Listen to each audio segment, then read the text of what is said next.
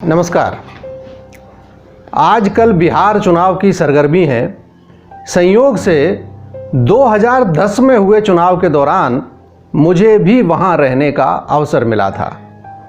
मेरा उस समय का अनुभव यह था कि वहां नीतीश जी की लोकप्रियता अपार है, इतनी कि उनकी बदौलत मुस्लिम वोट भी मैंने भाजपा को मिलते देखे थे। खैर, वह तो 10 वर्ष पूर्व की स्थिति थी, आज क्या है यह नहीं पता। आज तो मैं उस समय के संस्मरण आप मित्रों से साझा कर रहा हूं। 29 सितंबर 2010 पूरे देश में तनाव और आंशिक दहशत। आखिर राम जन्मभूमि प्रकरण में न्यायालय का फैसला जो आने वाला था। पटना बस स्टैंड पर मोतिहारी जाने वाली बस का समय था दोपहर 1 बजे, लेकिन बस में एकमात्र सवारी मैं स्वयं। बेचारे कंडक्टर इस इंतजार में कि सवारी कुछ और आ जाएं तो वह आगे बढ़े। आखिर 2 बजे तक मुजफ्फरपुर की 4 सवारी और आईं और बस चालू हुई। मुजफ्फरपुर के बाद तो मैं अकेला ही यात्री रह गया मोतिहारी जाने को। आखिर रात 9:30 बजे मोतिहारी पहुंचा। रात भाजपा कार्यालय में गुजारी। राधा मोहन सिंह जी ने अपना आवास ही कार्यालय को दिया हुआ था। तो आज मैं सगर्व कह सकता हूं कि मैंने एक दिन भारत सरकार के वर्तमान केंद्रीय मंत्री जी के घर बतौर अतिथि रहने का सौभाग्य प्राप्त किया था। मध्य प्रदेश से चुनाव सहयोगी के रूप में गए कार्यकर्ताओं को दिशा निर्देश देने का कार्य तत्कालीन संगठन मंत्री श्री अरविंद मेनन संभाल रहे थे, जो आजकल बंगाल के प्रभारी हैं। उन्होंने ही अगले दिन मुझे बताया कि मुझे चुनाव तक चिरैया विधानसभा क्षेत्र में रहना है। राधा मोहन जी भी उस समय वहीं बैठे हुए थे। चिरैया का नाम सुनते ही वे मुस्कुराकर बोले, ये बेचारे चुनाव तक कहाँ टिक पाएंगे, 2-4 दिन रहकर वापस आ जाएंगे। जिसे संगठन ने प्रत्याशी बनाया है वह अवनीश सिंह तो हमें भी कुछ नहीं गिनते। खैर, मैं इस चुनौती को स्वीकार कर 30 सितंबर को शाम तक चिरैया पहुंच ही गया और न केवल पूरे महीने वहां रहा, बल्कि जब लौटने का समय आया तो मेरे परिश्रम से अभिभूत अवनीश सिंह जी के परिवार ने विदा देते समय 5 कपड़े भेंट किए। स्वयं गृह स्वामिनी ने अपने कर कमलों से परोसकर मुझे भोजन कराया। मोतिहारी तक जीप मुझे छोड़ने भी आई। मोतिहारी में एक बार फिर राधा मोहन जी से भेंट हुई। उन्हें मेरे अनुभव सुनकर आश्चर्य मिश्रित प्रसन्नता हुई। आइए आगे बढ़ने से पूर्व थोड़ा सा वर्णन तत्कालीन भाजपा प्रत्याशी अवनीश सिंह जी का। 10 उंगलियों में मोटी मोटी रत्न जटित अंगूठियां, एक हाथ में सोने का कड़ा, गले में स्वर्ण की मोटी चैन। देखकर मुझे लगा कि कम से कम आधा किलो सोने का वजन तो उनका शरीर अवश्य ही झेल रहा होगा। पहली ही भेंट में उन्होंने मुझसे कहा कि शर्मा जी, यह इलाका रणवीर सेना का है, इसलिए बेहतर होगा कि आप अकेले कहीं ना जाएं। एक बुजुर्ग कार्यकर्ता तिवारी जी की उन्होंने ड्यूटी लगा दी कि वे मेरे साथ साये की तरह रहें। सवाल उठा कि मैं रहूँगा कहाँ।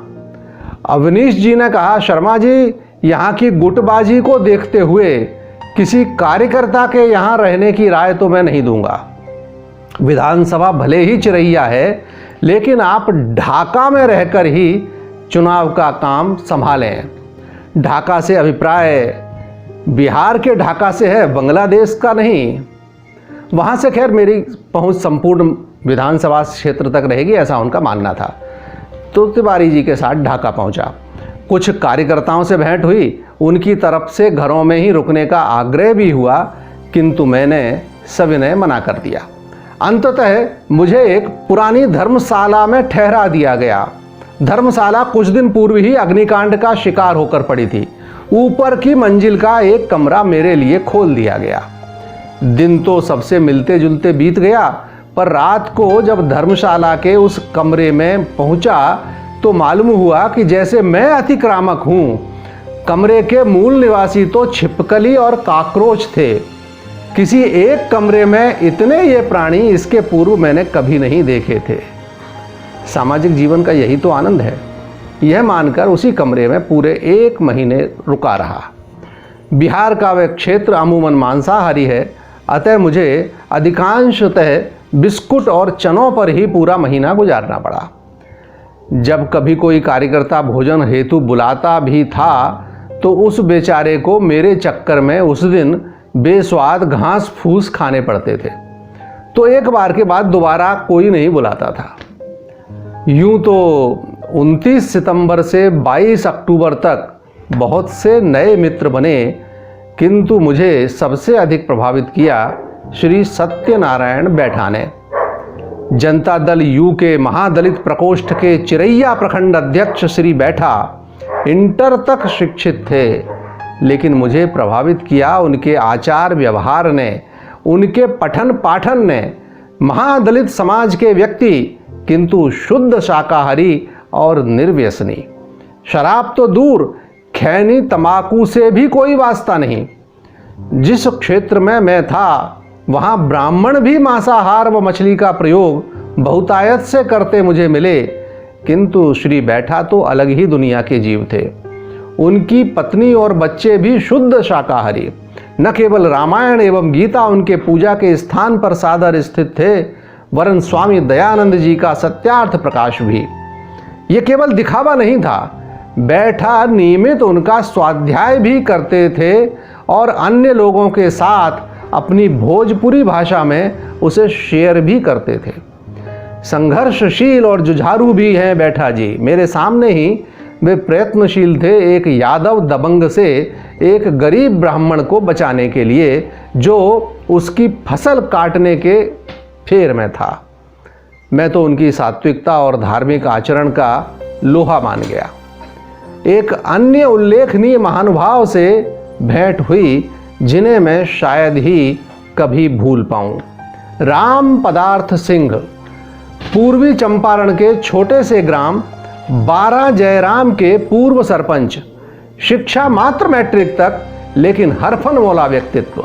संगीत पर गहरी पकड़, सुमधुर बांसुरी वादक, योगासनों के जानकार, भोजपुरी के स्वांतः सुखाए कवि। जहां भी बैठते हास्य की फुलझड़ियां छूटती रहती।